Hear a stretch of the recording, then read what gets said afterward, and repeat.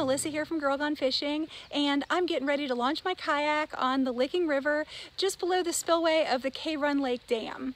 So I'm staying at my buddy Scott's house tonight because we're getting ready for a tournament tomorrow on Kegg Lake, and he said, hey, while you're waiting for me to get home from work, why don't you come down and float the Licking River down to my house, because he lives right on the river. So as usual, I got a little bit of a late start, so I've only got about 2.5 hours before sunset. So I'm gonna get my kayak launched and get out there and see what the Licking River has to offer. First river trip of the year, so excited, never been on the Licking River. This is gonna be awesome, let's get going. Well, I've got on the water and I'm ready to make a few casts, float on down to Scott's house and see what kind of fish I can catch.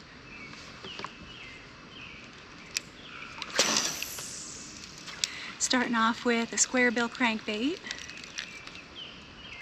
and I already caught a tree.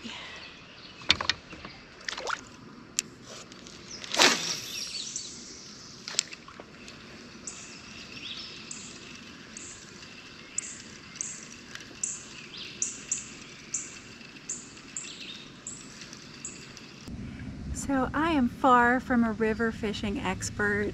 I mostly just throw crankbaits or topwater around, but I had spent a couple years wading in rivers before I got my kayak, and what I've learned, or at least the way I understand it, is if you're looking for largemouth, they're kind of lazy. So you want to find places where they're protected from the current. So like a current break or an eddy, like where the main river's flowing and then there's like a little side thing, or behind a tree or behind a rock, or anything like that where there's a little protected pocket where they don't have to work to sit in the current and they can ambush anything that's coming by in the current. So largemouth are lazy. Now smallmouth bass, they like highly oxygenated water, which means water that's moving around a lot. I think as it gets tossed around, it gets oxygen in it. So smallmouth, you want to look for like the little shallow riffles, like mini whitewater, like not whitewater, like scary whitewater, but just like ooh, over like the rocks. So I see a little riffle up ahead, and I'm gonna throw my square bill around up there and hopefully get my first smallmouth of the year. Not my first smallmouth ever, just my first river smallmouth of the year. You can throw for them at the very top of the riffle, at the bottom of the riffle, or even like in the actual kind of whitewater with the, they can be in very little water. It's amazing. A couple inches of water and you'll catch a really good smallmouth.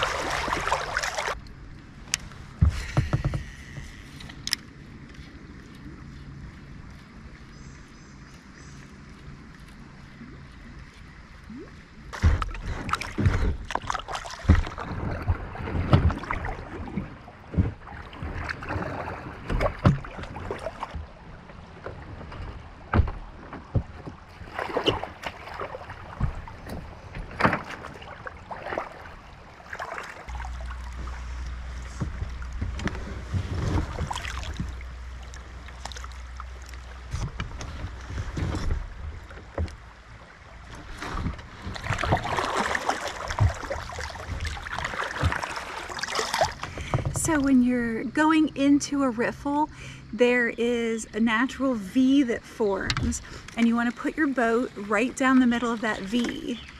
When you're whitewater rafting, they call it shooting the V. So the best path for your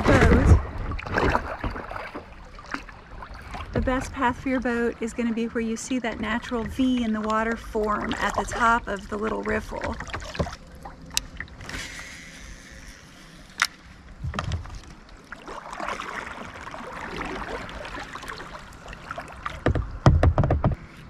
I've heard that smallmouth bass prefer an erratic movement, whereas largemouth bass don't care if it's like a rhythm. So if you're largemouth bass fishing and you want to go pop, pop, pop, pop, pop, pop, it doesn't matter. But if you're smallmouth bass fishing, you should try to mix it up, like pop, pop, pop, pop, pop, pop, pop. Make it erratic. Drives them crazy. At least that's the word on the street.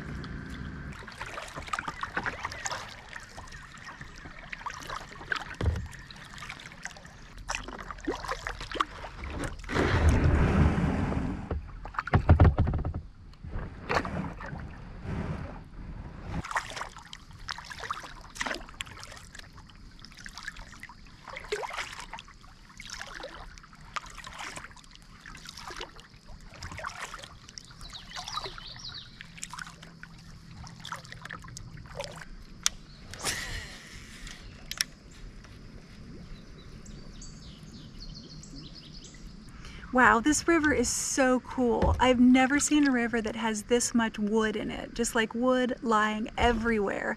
Like I'm going over some now. Just big giant trees lying all across the river bottom. There's shallow parts, there's riffles, there's deep holes, there are rocky banks, steep banks, shallow sloping banks. I mean, everything you could want in a river. I'd call the water stained, like pretty stained, not muddy, but definitely not clear. So what a great idea it was to come out and paddle down. I wish I had gotten a little bit of an earlier start so I had more time to fish, but it's definitely on my list of things to do now, to come back and fish this when I have like the whole day. Just really pick it apart, try, you know, the square bill crankbait, deeper diving crankbait, worms, maybe even a spinner bait, creature bait, just, you know, more topwater, of course. Everything. There's everything you could want to throw. There's somewhere that looks like it needs that thrown at it. So great idea. Come check it out. Licking River, just past the tailwaters of Cave Run Lake. And I guess I will paddle on down. It's about 5 minutes before sunset, so it's going to be getting dark here soon. I got to get on down to Scott's. I have about another half mile to paddle, and I'm getting swarmed by mosquitoes. Blech. So I guess I'll say I will see you out on the next one, and thanks for watching.